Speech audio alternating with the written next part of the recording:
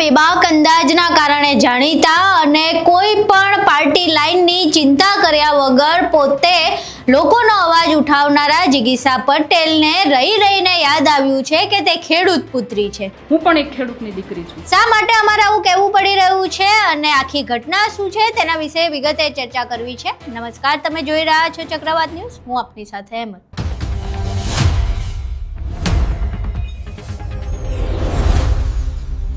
છેલ્લા અનેક સમયથી વીજ પોલની સમસ્યા એ ગુજરાતનો મુખ્ય મુદ્દો બન્યો છે।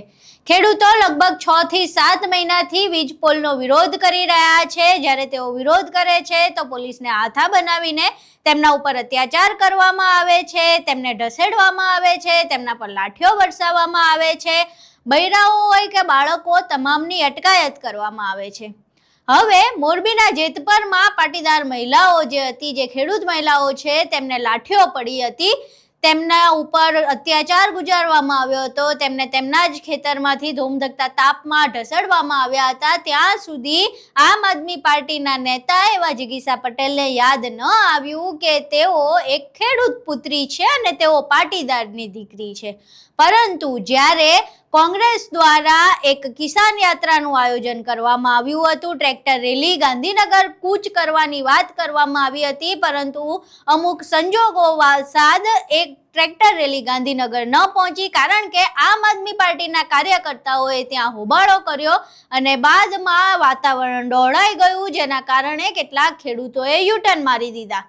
હવે આ આખી ઘટના બાદ જ્યારે આમ આદમી પાર્ટીના કાર્યકરોના જે વર્તન છે તેને લઈને મીડિયાથી લઈને સોશિયલ મીડિયા પર ટીકા થઈ રહી છે, જ્યારે આમ આદમી પાર્ટી પર માછલા ધોવાઈ રહ્યા છે, ત્યારે પાર્ટી ગાઈડલાઈનને ફોલો કરતા જિગીસા પટેલને યાદ આવ્યું છે કે તેઓ એક ખેડૂત પુત્રી છે અને આ મામલે તેમણે કોંગ્રેસ પર પ્રહાર કર્યા છે। તેમણે કોંગ્રેસને એવું કહ્યું છે કે તમે ખેડૂતોને લઈને રાજકારણ કરો છો અને છેલ્લા 6-7 મહિનાથી ચાલતા આ વીજ પોલના વિરોધને લઈને અત્યારે તેમને ખેડૂતો યાદ આવ્યા છે ને એવું યાદ આવ્યું છે કે તેઓ ખેડૂત પુત્રી છે।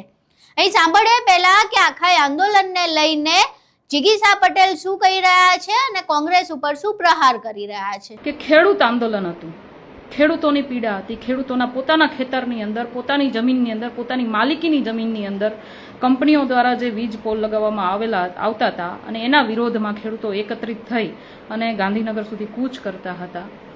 તો આમ આદમી પાર્ટીના ખેડૂત આગેવાનો અથવા તો કોઈ પણ ખેડૂતોએ જો એવું આહવાન કર્યું હોય કે હું આ આંદોલનને, આ રેલીને સમર્થન આપીને હું પણ જોડાઈશ, તો એને આવકારવા જોઈએ, નહીં કે એનો વિરોધ કરવાનો હોય। મને એ નથી સમજ પડતી કે શું આ રેલીની અંદર પાલભાઈ આંબલિયાના કહેવા પ્રમાણે શું કોંગ્રેસ સાથે જોડાયેલા જ લોકોને જોડાવાનું હતું? શું આમ આદમી પાર્ટીમાં રહેલા લોકો ખેડૂતો નથી અથવા એમને કોઈ પીડા નથી? એટલે આ ખૂબ કહેવાય ને, કારસો પહેલેથી તૈયાર થઈ રહ્યો હતો અને એમાં આપણા ભોળા ખેડૂતો ક્યાંક ને ક્યાંક ફસાયા હોય એવી આખી ઘટના સામે આવી છે। બીજું મારે એ કહેવું છે કે આગલા દિવસે કોંગ્રેસના એક નેતા દ્વારા લાઈવની અંદર કહેવામાં આવ્યું કે શાંતિપુરા ચોકડીથી આપણે ગાંધીનગર તરફ જઈશું અને ત્યાંથી આપણે આગળ કૂચ કરીશું। એનો વિડીયો મારે ધ્યાને આવ્યો છે, હું તમને પણ બતાવવા માંગુ છું। શાંતિપુરા ચોકડી સાણંદથી સરખેજ જવાના રસ્તા ઉપર સરદાર પટેલ રિંગ રોડ જ્યાં ભેગો થાય છે ત્યાં આપણે ભેગા થઈએ છીએ, ત્યાંથી આપણે ગાંધીનગર તરફ કૂચ કરશું। તો આ ગાંધીનગર તરફ કૂચ કરવાની જે વાત હતી એ આગળથી થઈ ગઈ હતી અને મારે એના રિલેટેડ એક બીજું પણ તમને એક મીડિયાના માધ્યમથી આવેલી મારા નજરમાં એક વાત જણાવવી છે। નવજીવન ન્યૂઝ દ્વારા કહેવામાં આવ્યું છે, 14 તારીખનો આ એમનું પોસ્ટ છે, 14 તારીખે રાતે જ એમને સમજ પડી ગઈ હતી કે ક્યાંક ને ક્યાંક આખી જે રેલી છે એમને ડાયવર્ટ કરી અને એને સભા સ્થળ સુધી લઈ જવામાં આવવાની છે। એમને લખેલું છે, કોંગ્રેસ સમર્થિત ખેડૂત અધિકાર ટ્રેક્ટર રેલી ગાંધીનગરમાં નહીં થાય, સરકારની ખેડૂત વિરોધી નીતિઓ સામે યોજાશે વિરોધ પ્રદર્શન। અને એમને નીચે લખેલું છે, રેલીના કારણે ભારે ટ્રાફિકની સમસ્યા સર્જાય તેમ હોવાથી ગાંધીનગરના સ્થાને અમદાવાદના ઓગણજ ખાતે સભા થશે। આ 14 તારીખનું એમની પોસ્ટ છે, 14 તારીખે એમને આપેલું છે। એનો મતલબ એવો થયો કે આગળના દિવસથી બધું જ આયોજન થઈ ગયેલું હતું। 15 તારીખની રેલી પહેલા જ 14 તારીખે જો મીડિયાવાળાને ખબર પડે કે આ બધું ઓગણજમાં સભા છે, આ છે તે છે, તો એમને એ વાત મીડિયાના માધ્યમથી લોકો સમક્ષ મૂકી પણ હતી કે આગતરા બધા આયોજન છે, આખી રેલીને ડાયવર્ટ કરવાની છે, પરંતુ ક્યાંક ને ક્યાંક આ વાત ખેડૂતો સુધી પહોંચી નહીં અથવા તો પહોંચાડવામાં આવી નહીં.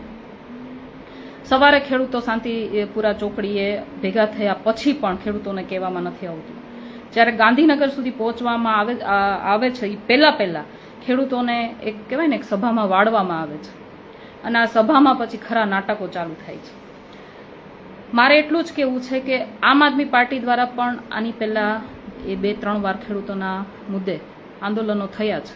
એમાંનું એક છે ઇકોઝોન, બીજું છે હળદરમાં થતો કડદાકાંડ.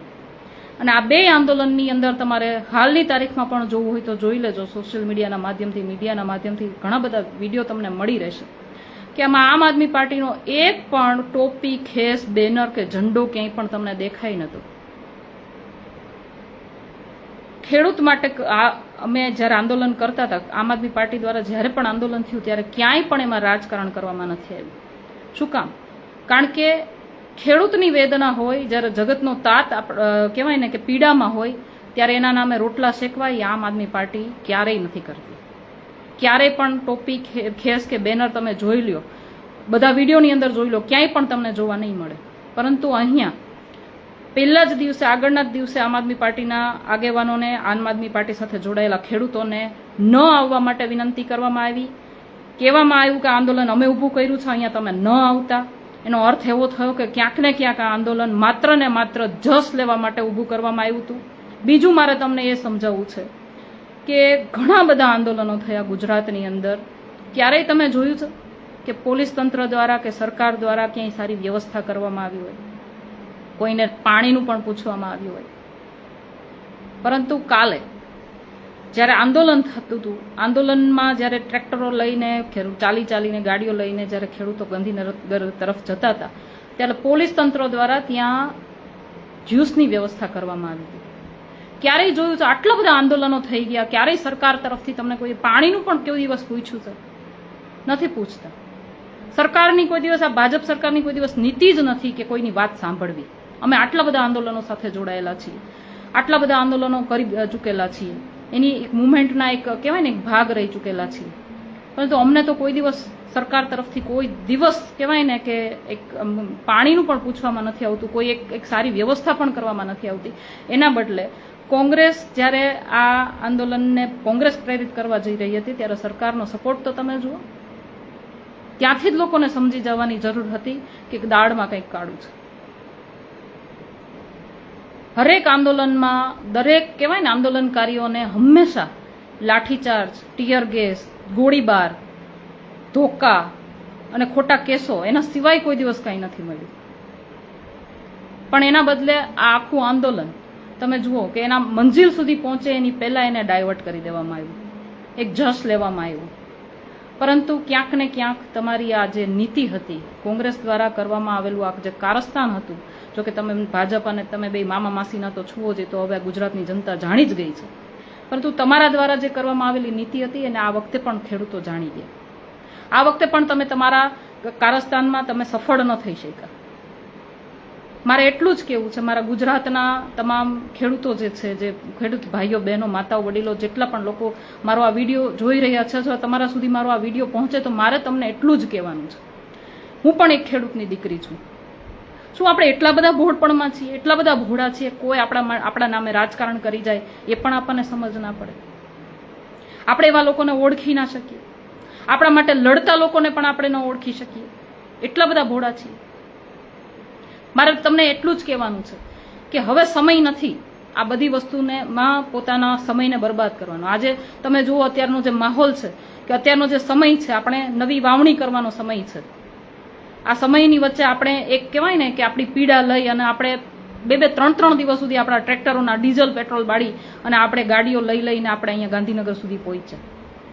એને એક સભા વેરવિખેર કરી નાખે, એક કોંગ્રેસની એક કહેવાય ને એક ચાલબાજી આપણને વેરવિખેર કરી નાખે.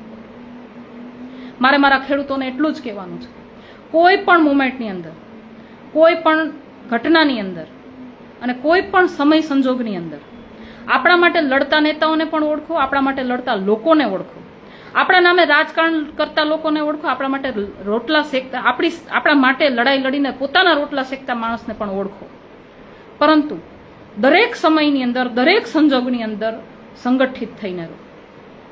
જ્યાં સુધી આપણે સંગઠિત નહીં રહીએ ત્યાં સુધી આપણે હજી ને હજી આનાથી પણ વધારે પીડામાં ધકેલાતા જઈશું. હંમેશા આપણો ઉપયોગ થતો રહેશે. અને આપણે જગતના તાજ છીએ. આપણે કહેવાય ને કણમાંથી મણ પેદા કરવા વાળા લોકો છીએ. જો આપણે આપણો ધંધો મૂકી દઈશું ને તો કેટલાય લોકોને છે ને ભૂખથી મરવાનો વારો આવી જશે. અને આપણે કોઈની સામે લાચારીમાં હોઈએ. મારે તમને એટલું જ સમજાવવું છે કે બાજુના ખેતરમાં થાંભલો આવે છે ને તો પણ તમે એની સાથે ઉભા રહો.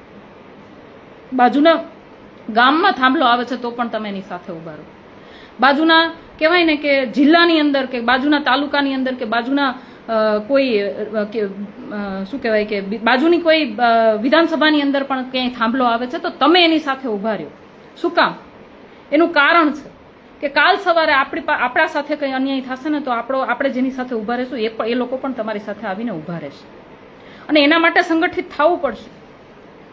પેલાના ખેતરમાં છે મને શું વાંધો એમ કરીને નીકળી જવાથી આપણી કોઈ પણ વાતને કોઈ છે ને સ્વીકારશે નહીં. બીજું મારે તમને એટલું જ કહેવાનું છે કે સરકાર, જે ભાજપની સરકાર અત્યારે જે ચાલી રહી છે, આટલા સમયથી અમે લોકો જોતા આવીએ છીએ કે બે વાત કરીને કે કોઈ એને અરજી કરીને કે કોઈ દિવસ કોઈની વાચા એણે કોઈએ સાંભળી નથી. કોઈ લાગણી કે કોઈ પીડા એ લોકો સાંભળતા નથી. તમારે એની સામે કાઠું થવું પડશે.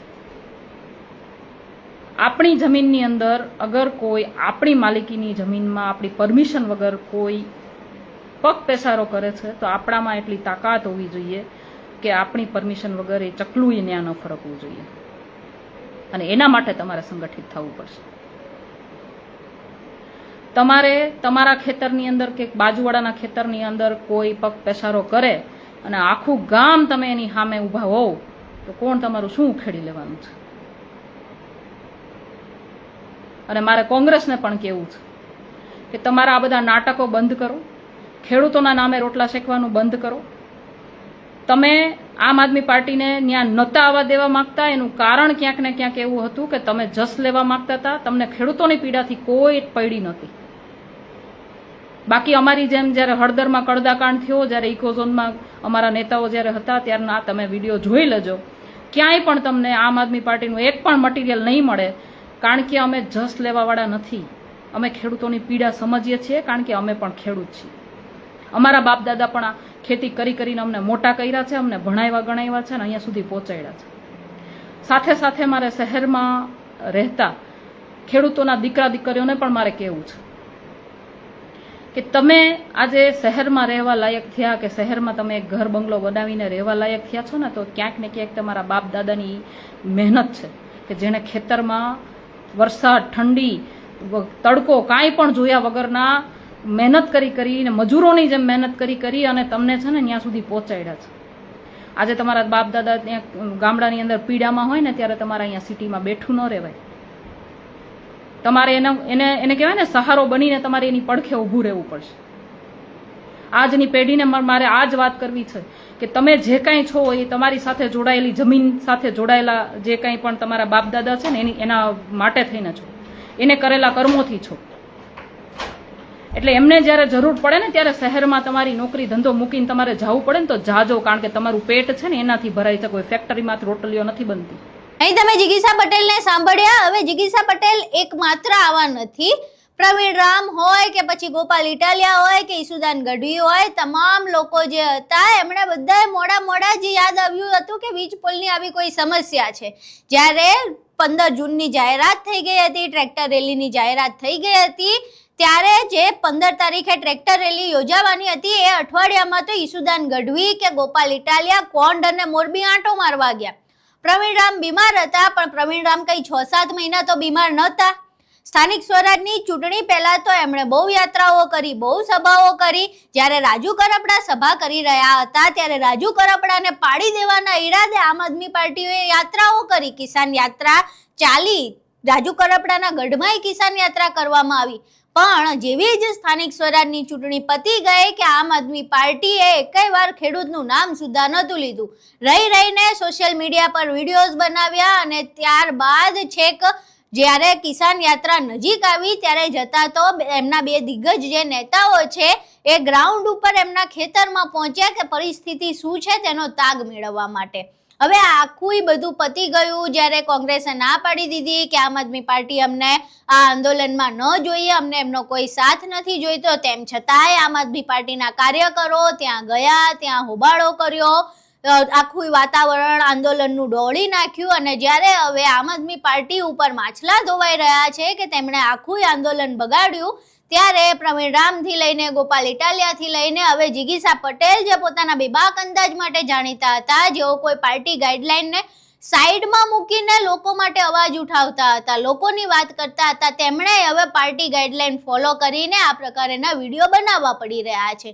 હવે અહીં તમે જિગીસા પટેલને સાંભળ્યા. જિગીસા પટેલે જે વિડીયો બનાવ્યો છે, જે પ્રમાણે એમણે કોંગ્રેસ પર આરોપો લગાવ્યા છે, એના વિશે તમારું શું માનવું છે? અને જે પ્રમાણે એમને રહીને યાદ આવ્યું છે કે એ ખેડૂતની દીકરી છે, એના વિશે તમારું શું માનવું છે? તમારા મંતવ્ય અમને કોમેન્ટ બોક્સમાં જરૂર જણાવજો. વિડીયો પસંદ આવ્યો હોય તો વિડીયોને લાઇક કરજો, શેર કરજો અને અમારી ચેનલને સબસ્ક્રાઇબ કરવાનું ભૂલશો નહીં. નમસ્કાર.